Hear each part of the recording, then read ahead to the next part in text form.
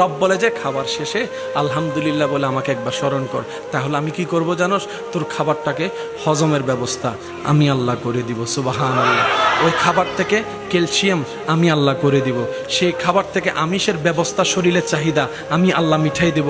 বান্দারে ওই খাবার থেকে যত ধরনের উপকার দরকার তো শরীরের জন্য, ওই প্রথমে আমার নাম শেষে আমার নাম যদি বলস, আমি তো সেই লেভেলের উপকার করে দিবই।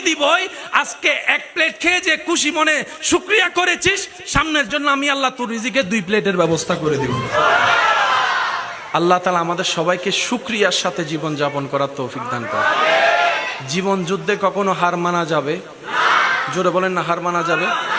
বান্দার চোখে যদি জয়ী হন, আল্লাহর চোখে পরাজিত হয়ে আপনার নামটা থাকবে মানুষের ব্রেনে। আর আপনি যদি আল্লাহর রহমতের চোখে জয়ী লাভ করেন, আপনার নামটা থাকবে মানুষের দিলে। একটু শুধু অঙ্কটা মিলানোর চেষ্টা করি। কত জয়ী মানুষের নাম তো আপনি আমি জানি, যাদেরকে চোখে চিনি, ব্রেনে চিনি, কিন্তু অন্তর থেকে তাদের জন্য জান দেওয়ার মতো সেই প্রেম কারো অন্তরের মধ্যে নাই। কিন্তু দেখেন আল্লাহর ওলিদের আপনার জান নাম নিতে মন চাই, সেই রকম একজন আল্লাহর ওলির নাম নাই, যাদের সাথে আপনার আমার কোনো রক্তের সম্পর্ক নাই, কিন্তু উনাদের নাম আসলেই অন্তর থেকে শ্রদ্ধা আসে, ভালোবাসা আসে, মহব্বত আসে। কারণ আল হুব্বু ফিল্লাহ ওয়াল বুগযু ফিল্লাহ। চিৎকার দিয়ে বলুন সুবহানাল্লাহ। যারা আল্লাহর রহমতের চোখে জিতে যায়, সবার অন্তরে তাদের প্রতি একটা ভক্তি, ভালোবাসা, শ্রদ্ধা চলে আসে। সুবহানাল্লাহ। একটু জোরে বলি।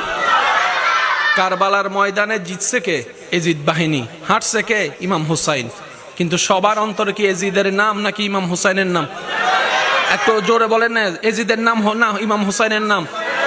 যখন ঘটনা ঘটেছে আপনি আমি ছিলাম না, কিন্তু এখনো পর্যন্ত সেই কারবালার যখন কাহিনীটা, ঘটনাটা যখন মানুষের সামনে আসে, আপনার চোখে দেখে এমন অনেক মানুষ আছে যারা অজর দ্বারায় কান্না করা শুরু করে, বুক ফেটে কান্না করা শুরু করে, চোখ থেকে অনর্গল পানি পড়ে। ব্যাপারটা কি? উনি তো তখন ছিল না, কিন্তু আল্লাহ তাআলা দিলের মধ্যে ইমাম হোসাইনের এমন একটা জায়গা অঙ্কন করে দিয়েছেন, ওই মানুষটা না থাকলেও ইমাম হোসাইনের সেই ঘটনাটাকে সচক্ষে ঘটনার মতো করে উপলব্ধি করে প্রেমের মধ্যে কান্না করতে থাকে। ইমাম হোসাইন শিক্ষা দিয়েছেন, যাই হোক নবীর প্রেম ছাড়া যাবে, যাই হোক আল্লাহর উপর বিশ্বাস ভরসা হারা যাবে, যাই হোক আল্লাহর উপর রাগ করা যাবে, যাই হোক আল্লাহর উপর নারাজ হওয়া যাবে, যাই হোক হতাশ হওয়া যাবে না। অনেক সময় রাস্তাঘাটে দেখবেন অন্ধকারে যখন কুকুর একটা বসে থাকে, রাস্তা দিয়ে আর কেউ হাঁটে না। কিসের ভয়? বলেন না, কিসের ভয়? কুকুর তারে কামড়াইতে পারে, সে ভয়ে এদিকে যাচ্ছে না। আর বদরের ময়দানে 313 জন জাফাই পড়ছে। একটু মনে রাখবেন, সাহস শক্তি কয়েক প্রকার হয়, ঠিক আছে? একটা দেহের শক্তি সাহস, আরেকটা হচ্ছে মনের শক্তি।